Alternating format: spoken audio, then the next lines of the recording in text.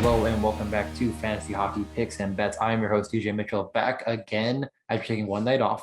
I'm back for a 3-game Friday night slate. I don't understand still why the NHL seems to not want to give us big Friday slates. All I want to do is watch hockey, and they give us three, interesting matchups. A couple matchups we don't see very often, and 2 6 over under. So it should be at least some fun if you're playing on DraftKings, if you're gambling in general.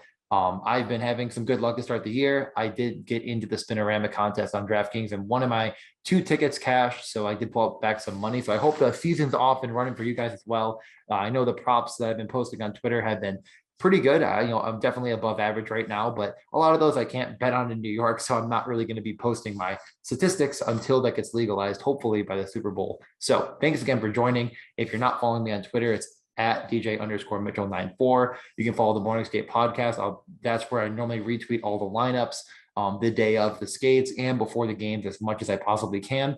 The Hockey Assist Network, I'm still working on a couple of videos. I'm hoping to get a little bit more content out to you soon, just waiting to get more hockey coverage to actually produce to put out there. But we'll get right into it. We have 3 games on this slate. We're going to start with Vancouver at the Flyers. So the Vancouver Canucks coming off of a tough shootout loss to Edmonton. I watched the end of that game. I mean, the one thing about Vancouver that I'll note right at the start is their big guns are absolutely getting the minutes. We had Pedersen with 23, JT Miller with 22, Horvat with 22, Garland and Pearson with 20. Kind of fell off the map from there. I know Hoglander had a lot of points. And Ekman Larson had a goal, which is, a little bit interesting. Ekman Larson, 24 minutes, and couldn't use his 27. So all those top kind of 5 or 6 guys are going to see a bulk of the load, which is to be expected. There was a lot of offense generated in that game overall. It didn't get to that 6.5 over under because goaltending was just pretty good. I think Demko might be a bit better than expected, and they did end up coming back late in a game that seemed all but out of. So they're going against a Flyers team that has not played yet. The Flyers will be without a couple of players. Ristolainen is out, and that might actually be the only one. So without Ristolainen, that pretty much assures a good spot for a guy like Provorov and Ellis. If we look back, because they have not played a game this year, I didn't pull it up yet. So let's look back at their last preseason game just to try to get a good vision of what their power play might look like. So it looked like they had Yandel with Couturier, Giroux, connecting JVR.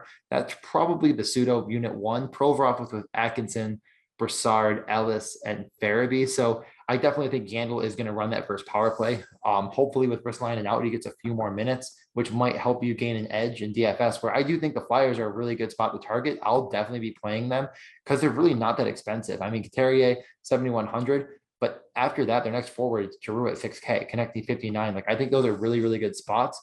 We don't have player props yet, but just kind of looking at their lineup, I do think that Konechny's in a supreme spot to be the shot generator with Couturier and Giroux. That seems like a really good spot. And last year, he kind of fell off from what his previous production was. So I'm hoping we get pretty good lines on him. We might see a 2.5 at plus 150. That's kind of what I'm expecting. So I'm definitely considering hammering that. I also think Atkinson with Farabee and Brassard is also in a pretty premium shot-taking role. So those are 2 guys I really like. On the Vancouver side, like I said, those guys, the 6 guys getting the big minutes are the guys you want to target. I see no reason that you couldn't take Horvat or Garland or Pedersen. I want to see it first before I really start hammering their prop lines, but I definitely like them. Overall in this game, I kind of like the Flyers at minus 160 a little bit. I don't really have a ton of time for Vancouver, and I do like the Flyers. Depending on what that line gets to, minus 160 might not be enough for me to actually take it myself. I would probably hope it gets a little bit closer back to the mean, but I think it's a fair bet. I mean, they're at home. I think Carter Hart's could be much improved. I don't mind it at all. And I'm not touching the 6 over under. Feels like a complete coin flip to me. Not for my liking. So we'll move on to the other 7:00 game, the Blackhawks at the Devils. The Blackhawks played against Colorado. McKinnon lives Colorado, and they got pretty badly beaten 4-2. I don't think they really held up too much of a fight. Their top lines did not produce. From that game, a couple notes would be Seth Jones played 28 minutes. He's going to be a huge workhorse for them. They gave him the big contract, top power play. So while like I mentioned in I think previous episode, I'm not the biggest fan of him in the world as a total player. I do think he's a great fantasy asset. 6,400, I'm probably just going to try to find the room to get Dougie Hamilton because I do think he's going to be a focal point of their power point. I mean, just even more than before. I'm pretty much locking him in on daily fantasy and definitely going to consider his prop bets because I do think he'll take a ton of shots. The Devils are not quite as talented as Carolina. I don't think that's overstepping. They have lines of Sharon Govich. I'm not going to say it wrong this year with Hughes and Kukkonen. So Jack Hughes, a guy I love. I don't mind that line, but it's not my favorite. That's at least the practice line they ran. But Pavel Zacha, Nico Hischier, and Jesper Bratt is a bit more interesting to me, at least. I really don't know what their power play is going to look like exactly. We know a couple guys that'll be on it for sure, but I really don't trust anything they did in preseason because they juggled it around quite a bit. But that top line against Chicago, who like I'm already kind of alluding to, gives up quite a bit. Has two wingers at 5K, Pavel Zacha, and 4,400, Jesper Bratt, who I think both could potentially be in power, at least in power play roles in general. Nico Hischier, 6,400. That's really tough for me to get to because I don't consider him a great rate shooter. Maybe you just fade him out on that. Go after a different center and try to find a savings with a guy like Bo Horvat or maybe some cheaper guys that we can get to at the end of this because I'm just not doing it myself, probably. Just doesn't quite seem like the right take there.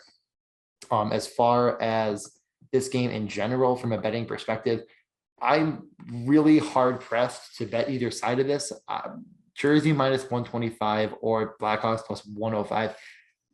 I mean, we haven't seen the Devils play all year. I don't particularly think they're that great. I probably take the Blackhawks at this point. Sounds like Mackenzie Blackwood isn't going to play. It says he shouldn't be available. I don't know the reasoning exactly. I know he's vocally not vaccinated, which means that maybe it has something to do with that. I can't be certain, but it sounds like he's not going to play. I mean, that puts Jonathan Bernier in net. He's fine, but it's not great. Yeah, Bernier should be the starter there. I don't mind taking the Blackhawks in the bounce back spot. I'm fine with it. I really kind of like the over more. It's 6 over under minus 120. I kind of like the over here. I think there'll be some goals to be had in this game for both sides. I think that you might be able to get a great prop line again on a guy like Patrick Kane with plus 250 to score a goal. I mean, that just doesn't quite make sense.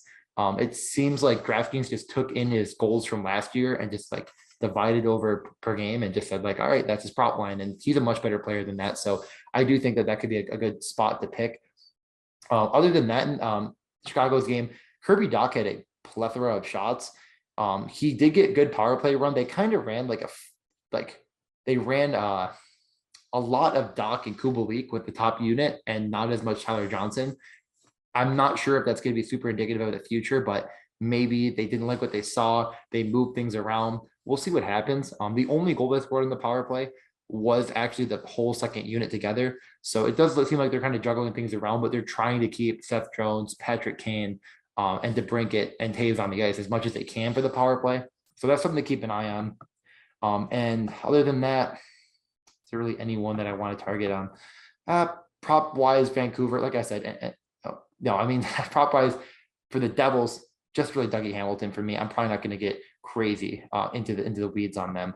So last game, Minnesota and Anaheim. We haven't seen Minnesota yet, but I think we have a pretty good understanding of what they'll be doing. It says right now on the DraftKings slate that Talbot is day-to-day. It sounds like he's okay to go. He is, I believe, the most expensive goalie on the slate on the road. Probably not going to go there myself. I really like the Winnipeg line against Anaheim. They didn't get a ton. Anaheim, John Gibson played great. We don't really have any news out of Anaheim yet, what they're going to do game 2. I'd expect to see Gibson again. I expect myself not to touch those lines if I see Gibson again. I'm a bit more interested in a guy like Kirill Kaprizov and his shot props because I don't think they're going to be priced right to start the year. And he should be in a much, even more premium role to shoot with Zuccarello and Eriksson Ek. Eriksson can be a rate shooter, but he kind of changed his game from when he was younger to be more of a defensive playmaking kind of guy last year. So I think Kirill Kaprizov is going to be in an absolutely premium role here. I plan on having him and Dougie as like 2 of my cornerstones for my lineups and DraftKings. And I'm definitely going to be taking Kaprizov's prop, no matter what I can get. Maybe I'll take a first goal. Maybe I'll take his shot prop. I'm going to kind of look around and pick what I like. But those are the guys I'm interested in here. I think Fiala also has some intrigue, especially on DraftKings, where I feel like, hold on, let me find his price. I feel like he was under 5,700. I don't think that's right. Those are the two guys here. And I think, they should be on the same power play unit. Yeah, with Spurgeon on the point. So I think that's a good stack. Even though they're not correlated, you're on a 3-game slate. You're kind of hoping both of them score. And if one of them connect on the power play, you're kind of taking away a pretty big chunk of the field that won't do it. So that's something I'm kind of going to be building around. I also think Spurgeon is a pretty good play at 6,100, but I might not get there just because I'm going to have to probably punt defense with the guys I've already said. So with all of that being said, probably not touching the line.